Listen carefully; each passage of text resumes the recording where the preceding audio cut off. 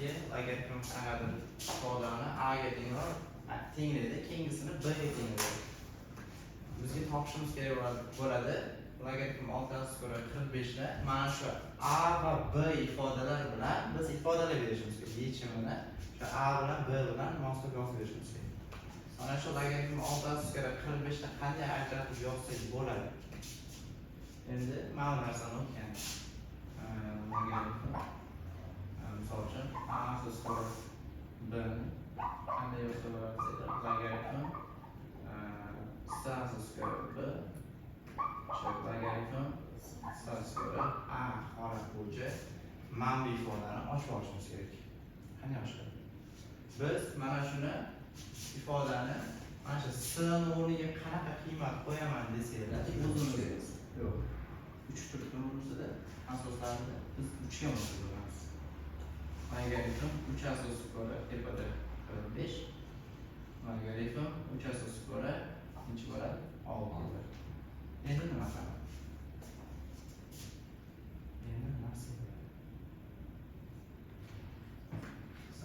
Endi yo'q, ko'paytirish kerak. Ko'paytirish qanday ajratadi? Mana 45 ni nima deyman? 9 karra 5 deyman. 6 ni 2 karra 3 deyman. Hop. 9 nima degan? 3 kvadrat degan. Ko'paytirish bo'lganda qanaqa hisoblar? Logaritm qo'shiladi.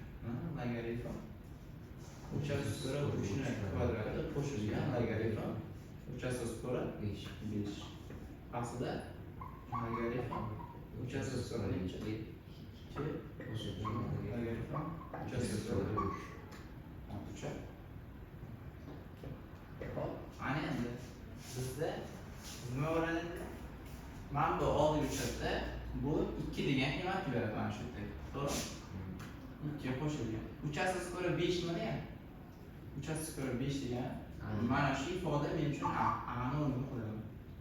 Mana bu logaritm 3^2 3^2 b. Demak b qo'shilgan 1.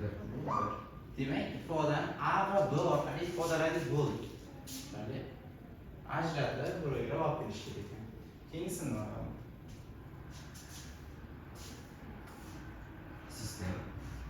Sistema qilamiz. Nima bo'ladi?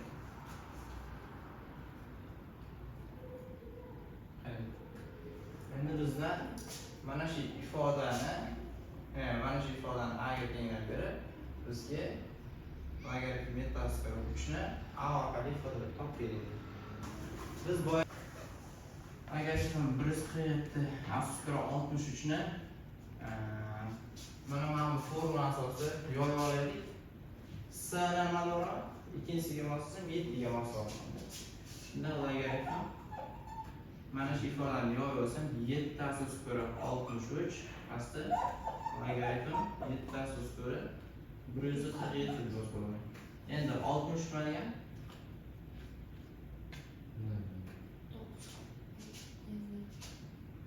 Necha bilan bo'lasiz? 9 bilan 7. Bunisi 21 bilan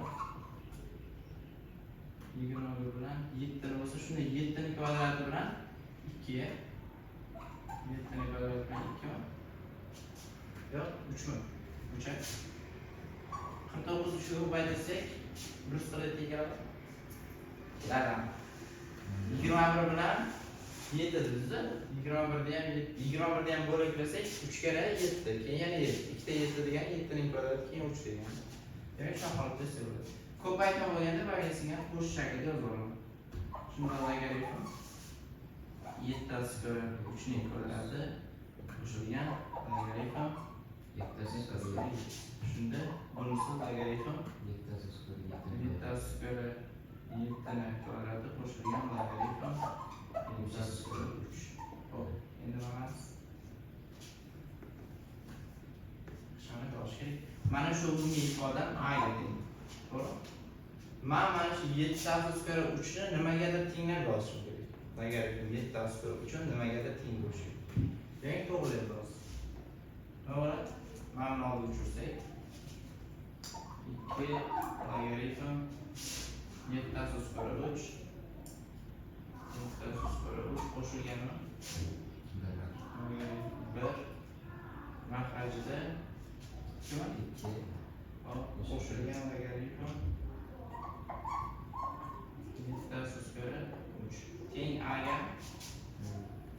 nima qilaman?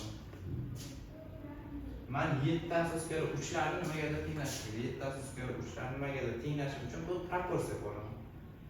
Men qarashni bir yorsam, qarama-qarshilar ko'paytirib tenglab olish kerak bir-biriga. Hop, tenglab olsak nima bo'ladi? Mana shu narsani tushiraman. Hop, davom etsak nima bo'ladi? Proporsiya ko'paytirsak A ga. Men qarashni A ga ko'paytirsak, buni ko'paytirsak 2. Demak, 2 logaritm 3/3 ya'ni 7/3 yozaman. 7/3 qo'shilgan 1 ni yozib oldim. Teng A ga ko'paytiraman. 2ta A qo'shilgan A ko'paytirilgan logaritm 7/3. Shunaqa? Tushunarli bo'ldimi? 7/3larni qanday ko'paytiraman? Logaritm borlar. Tushundingmi? Demak, mana bu logaritm 7/3 nari qaydayman. Mana bu sonni qaytaraman. Shunda 2 logaritm 7/3 mana bu narsa ayirishib o'tadi. A ham bo'ladiganida A ko'paytirilgan logaritm 7/3 teng bo'lishi kerak. 2ta A plus 1 narsa minus 1 bo'lib o'tadi. Endi bu yerda nima qilsa bo'ladi? Qasd tashlashsa bo'ladi. Qaramiz.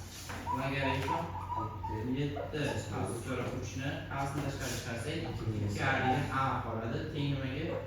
2 ayrilgan 1 ga.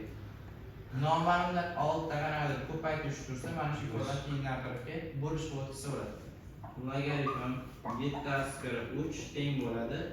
2ta A ayrilgan 1 mahrajda 2 ayrilgan A ga. Tushundingmi? Bu? Boshqa shunday. Qaysi buni? Logaritm 7/3 Mana bu narsanimi? O'sha 147. Mana 7 lar tengligini so'raysiz. Qarang. Mana bu birinchisini yozyapman. To'g'ri. Mana bu S asosiy ko'radi bo'yarli. S qayerdan keladi? Siz nimadandir foydalanasizda. Bizga hozir berilayotgan narsa 47 bilan 63 beryapti. Ikkinchisida asosda 7 turibdi. Men ikkinchisida asosdan foydalanyapman. Mana shu 7 turganligi uchun 7/3 ni ochayman kerasan. Mana bu logaritm 147 ni mahrajga o'tkazib yuboradi. Mana 147 degani 7 degan ifoda ikkinchisidan kelyapti. 7/3 63 ni mana tepadagi 63 9 ga 7 deyman. Ana shundan ekranga bo'ladi. 147 dan 147 bilan 63 mana shu narsani yoyib oldim. Mana shu ifodani mana shu yerda yoyib oldim. Tushundingmi? Mana shu umumiy ifoda mana bunaqa sal o'zim uchun mukammallashtirib yozdim. Mukammallashtirish degani nima? Logaritm 7/3 ga olib kelishdan maqsad faqatgina mana shu narsani olib kelish. Bizga birinchisida nima deganda, qarang. Birinchisida A bilan B ni qanaqadir ifodasini qiymatini berganda va topishimiz kerak bo'lgan narsa 6/45 ni bizga mana shu A bilan B dan A va B ni ifodalab berish kerak. To'g'rimi? Biz bunisi osonroq holat edi. Sizga endi aytadida keyingi holatda logaritm 147/63 da A deyapti-da, ikkinchisida aytadi 7/3 ni top deyapti. 7/3 da nimadir shaklda bo'laklay olasiz. Mana bu misol uchun 3 ga 3/5 ni qanaqadir shaklda bo'laklab bo'lmaydi. 3 ni nima bilandir ko'paytirish shaklida yoziladi. 5 deyam. Bizga mana 147 ni ajratib olsa bo'ladi, 60 ni ajratib olsa bo'ladi. Mana shu 147/63 ni bo'lakladi. Asosiga men 7 ni olib kelganim sababi ikkinchisining asosida 7 turibdi, mana shu 7 dan foydalandim. Tushundingizmi? Logaritm 7/63 tepasidagi son kasr suratiga, asosidagi son mahrajga yoziladi. 7/3 mana 147 ga 7 ni kvadrati bilan 3 shaklida yozdim. Ko'paytmasi yig'indisi deganinglar. Logaritm 7/7 ni kvadratini yozdim. Keyin mana ko'paytmagan uchun qo'shib logaritm 7/3 ni yozdim. Logaritm 7/3 ni yozishimdan maqsad mana bu narsaga tenglash. Mana bu narsani nimagadir tenglab olish. Bizda A bilan ifodalab bermagan mana shu narsani logaritm 7/3 ni men qanaqadir harf bilan tenglab ketsam bo'lardi. Men belgilashga ketsam bo'ladi. K qilib, S qilib, X qo'yib belgilashga kirsak ham bo'ladi. Prosta o'z holatidan kelib yozdim, masalan, oxirida qo'yib qo'ysak ham bo'ladi. Harf yo'q bu narsa. Keyin yog'i, mana shu kechasini tushunib olgan bo'lsangiz, yo murakkab emas, proporsiya qildik. logaritm proporsiya qilganda logaritm 7/3larni bir tarafga o'tkazib oldi va aynan o'sha narsaga tenglash maqsad. Logaritm 7/3 ga tenglash bo'ldi. O'tkazdirib logaritm 7/3 qasam tashlashdik. Mana shu ifodani nimagadir tenglash uchun yonidagi narsalar yo'qotishim kerak. Tenglantirishga mana ko'paytirish bo'lish o'tkazdim. 7/3 qaytarmaydi. 2 ayrilgan 1 taqsim 2 ayrilgan a ga teng bo'ldi.